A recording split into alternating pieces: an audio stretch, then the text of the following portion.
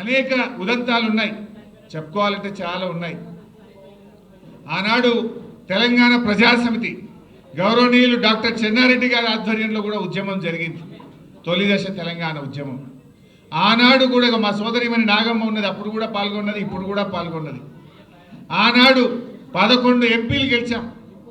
11 ఎంపీలు గెలిస్తే ఆనాడు ప్రధానమంత్రిగా ఉన్న ఇందిరాగాంధీ, నాటి కాంగ్రెస్ ప్రభుత్వం తెలంగాణ ఇవ్వకుండా ఉద్యమాన్ని కాలరాసింది ఆనాటి కాంగ్రెస్ ప్రభుత్వం. కానీ అదే కేసీఆర్ గారు మలిదశ తెలంగాణ ఉద్యమాన్ని ప్రారంభిస్తే ఏ ఇందిరాగాంధీ అయితే తెలంగాణను వద్దన్నదో అదే సోనియా గాంధీ గారి చేత తెలంగాణ ఇచ్చి తీరాల్సిన పరిస్థితి కల్పించిండు కేసీఆర్ బీఆర్ఎస్ పార్టీ. ఎందుకు? ఈ దేశంలో సంకీర్ణ యుగం నడుస్తూ ఉంది. ఈ సంకీర్ణ యుగంలో తప్పకుండా తెలంగాణ సాధ్యం అవుతుంది అని చెప్పి ఆయన ఎంతో వ్యూహంతో 14 ఏళ్ళు నడిపించారు. పార్టీ పెట్టడమే కాదు, అనేక ఇబ్బందులు. ఆ రోజు చంద్రబాబు నాయుడు గారి చేతుల్లో కేంద్ర ప్రభుత్వం ఉండే ఢిల్లీలో, ఆయన కత్తికి ఎదురులేని పరిస్థితి. ఇంకా 4 ఏళ్ళు కేసీఆర్, ఆ రోజు ఇంకా 4 ఏళ్ళు చంద్రబాబు నాయుడే ముఖ్యమంత్రిగా ఉండే పరిస్థితి. ఆ రోజుల్లో ఎవరు ధైర్యం చేయలే. కానీ కేసీఆర్ గారు అప్పటికే ఎన్డీఏ ప్రభుత్వం 3 కొత్త రాష్ట్రాలు ఏర్పాటు చేసింది.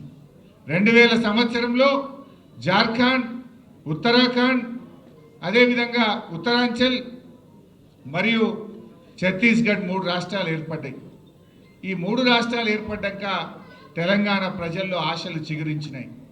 ప్రజలందరూ నాయకుడి కోసం ఎదురు చూశారు.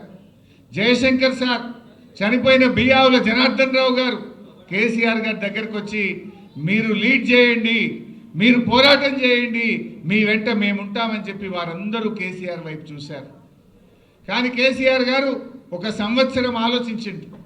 ఉద్యమం ప్రారంభిస్తే ఈ తాప మళ్ళీ జెండా దించొద్దు, తెలంగాణ వచ్చేది ఉంటేనే మన ఉద్యమాన్ని ప్రారంభిద్దామని కొన్ని వేల గంటల మేధోమథనం చేసి చాలా ఒక నెలల తరబడి ఆలోచించి 2001లో బీఆర్ఎస్ పార్టీని పెట్టింది.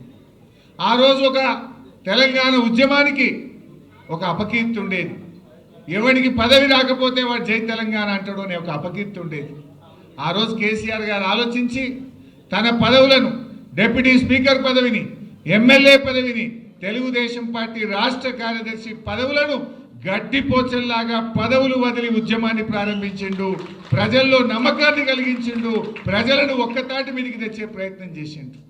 ఇవాళ తెలంగాణ వచ్చిందంటే ప్రజలను సమీకరించడం, దేశంలోని పార్టీలను ఒప్పించడం, ఈ 2 కేసీఆర్ గారు చేసిండు.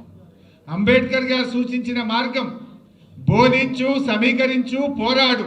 అంబేద్కర్ చెప్పిన బాటలో నడిచిండు కేసీఆర్. గాంధీజీ గారు చూపిన అహింసాయుత మార్గంలో ఉద్యమాన్ని నడిపిండు కేసీఆర్. తెలంగాణ రాష్ట్రాన్ని సాధించిండు కేసీఆర్.